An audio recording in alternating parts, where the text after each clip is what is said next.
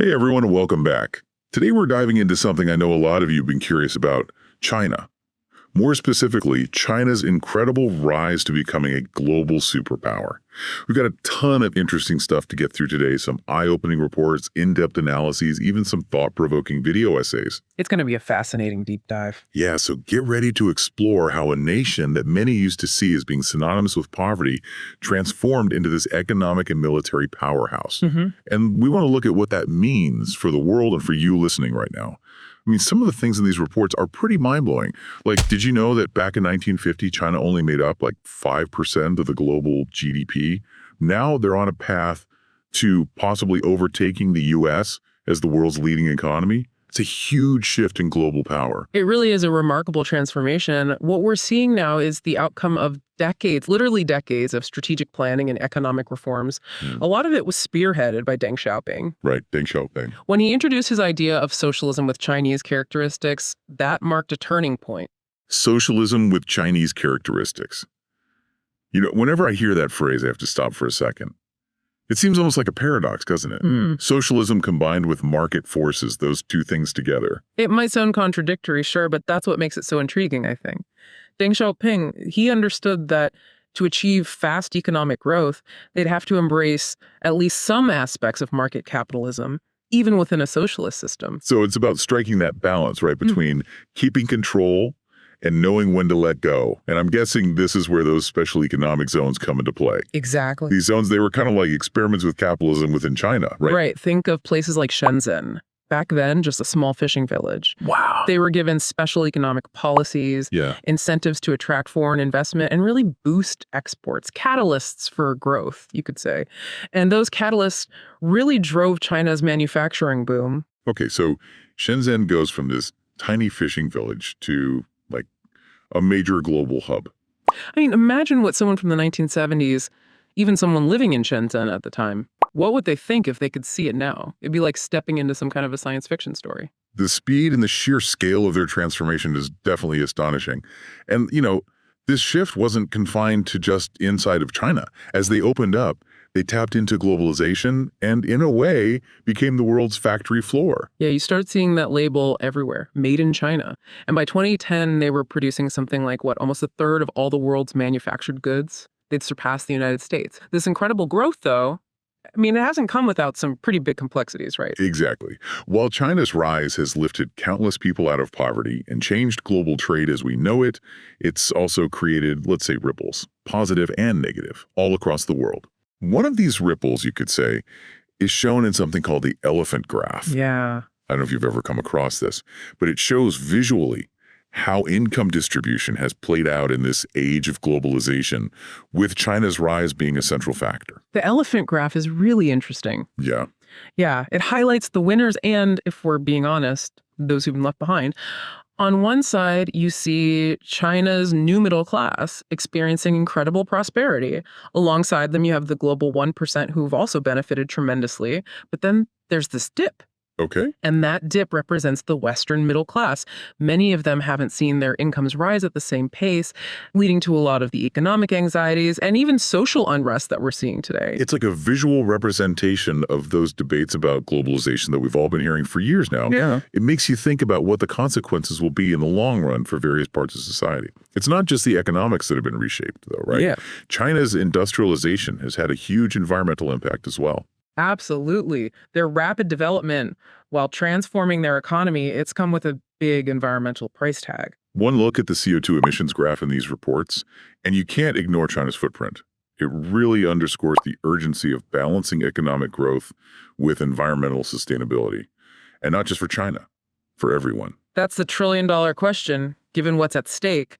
Can they keep going on this path of growth while also dealing with their environmental impact? It's a question with huge global implications. And speaking of global implications, let's talk about another aspect of China's rise, their growing military power. China's military expansion has been really something else. Steady increase in their defense budget, modernizing their capabilities. A lot of it focused on projecting power in their own backyard, so to speak, the Pacific and Indian Oceans. Yeah, and you can't miss their presence in those areas these days. All the reports we've seen, their naval expansion, what they're doing in the South China Sea, it feels like a direct challenge to the balance of power, especially for the U.S., which has, been the dominant force in the region for a long time. It's definitely got US policymakers and military strategists worried. Some are even saying this is the beginning of a new Cold War, with China as a peer competitor to the US. A new Cold War. Yeah. That's a pretty unsettling thought. And then you've got the situation in Ukraine with Russia challenging the West, just adding another layer to the whole thing. It feels like things are shifting towards a multipolar world. No clear leader and, well, plenty of room for things to go wrong. And we can't forget how interconnected everything is today. What happens in one part of the world affects everyone else. Economic ties, technology, those global challenges like climate change, it all adds to this interconnectedness. It's like that saying, right? No man is an island. We're all in this together, for better or worse. Which is why it's so important to find a way to handle these complicated relationships, especially with a rising power like China. Exactly. There's a lot of talk about the need for a rules-based order to guide international relations, especially with China on the rise. It basically means a system where all countries agree to stick to the same norms, principles, international laws, to encourage cooperation and minimize conflict. So kind of like having traffic rules for the whole world. Make sure everyone's moving in a relatively safe and predictable way.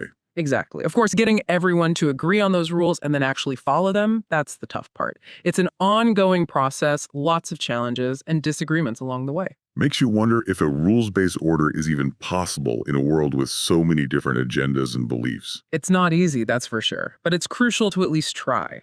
Because the alternative, a world without clear rules, without ways to cooperate, well, that's a recipe for instability and danger. It's like trying to get through a busy intersection with no traffic lights. Chaos. Yeah. But even with a rules-based order, there's always that chance of miscommunication, miscalculation, or just plain old human error. That's why it's so vital to keep those lines of communication open, build trust, find common ground, even while acknowledging and addressing our differences. Finding that balance between Wow. competing and cooperating. That feels like the key to navigating this new world order. It really is. And it's not just about governments and diplomats either. It's about fostering understanding and working together at every level. Businesses, academics, artists, even individuals. Because ultimately, we're all part of this interconnected world, right? Our actions, no matter how big or small, they have an impact. But it's not just about the external challenges China's facing in this new world order, is it? They've got some significant internal pressures as well. Yeah, for sure. China might project an image of being strong and stable out there on the world stage, but they're dealing with some serious internal issues. Issues that could really have an impact on where they go in the next few years. It's like they say, right? Every family has its secrets. From the outside, things might look impressive, but behind closed doors, it's always more complicated. So what are some of the biggest internal pressures they're facing right now? One of the most pressing is demographics. China's population is aging rapidly, and that's a direct result of that one-child policy they had in place for decades. The one-child policy, yeah. I remember when that was big news around the world. Such a drastic approach to controlling population growth. It was, and it's had a huge impact, not just on their social fabric, but now on their economic future. They're facing a shrinking workforce, which could really put the brakes on their economic growth. And at the same time, the elderly population keeps growing, needing more healthcare, more social support. It's a tough situation. Okay. They've achieved this incredible economic boom, but now they're facing a demographic challenge that could affect whether they can sustain it all in the long run. Exactly. And then on top of that, you've got the environmental issues we talked about earlier, pollution, dwindling resources, climate change. These aren't just threats from the outside. They're issues within China impacting millions of Chinese citizens directly. So as they're aiming for global power, they're also fighting these internal battles that need some really innovative solutions. Exactly. And it just goes to show, if you want to understand China's rise, you've got to look past the headlines. You need to see how all these things are tangled up together. Economics, politics, social issues, environmental factors, it's all connected. It reminds us that no country is an island. Their struggles at home are tied to their ambitions on the world stage, and vice versa. Talk about a balancing act. For sure. And the story's not over yet. Deng Xiaoping famously called his reform approach crossing the river by feeling the stones. Crossing the river by feeling the stones. What does that mean? He meant they were in uncharted waters, adapting as they went. I like that metaphor because in a way, aren't we all crossing the river together now with globalization and these shifting power dynamics? No map, no guarantees. We're all just trying to figure it out as we go, find the best path forward. And that's what makes it such an interesting even if challenging, time to be alive. Keeps things interesting, that's for sure. Well, as we come to the surface from this deep dive into China's incredible journey, I'm left with a sense of awe at what they've accomplished, but also a sense of caution about the complexities they're facing. Like with any complex issue, what we need is a nuanced perspective. It's not about saying China's the good guy or the bad guy. It's about understanding this multifaceted rise and what it means for every single one of us. Well said. It seems that Deng Xiaoping's idea of crossing the river by feeling the stones, that might be a good philosophy for all of us as we deal with the uncertainty of the 21st century. So to all of you listening, here's something to think about. How will you choose to deal with this changing world? What role will you play in shaping the future of this interconnected planet? That's all the time we have for today's deep dive. Thanks for joining us. Until next time, keep exploring.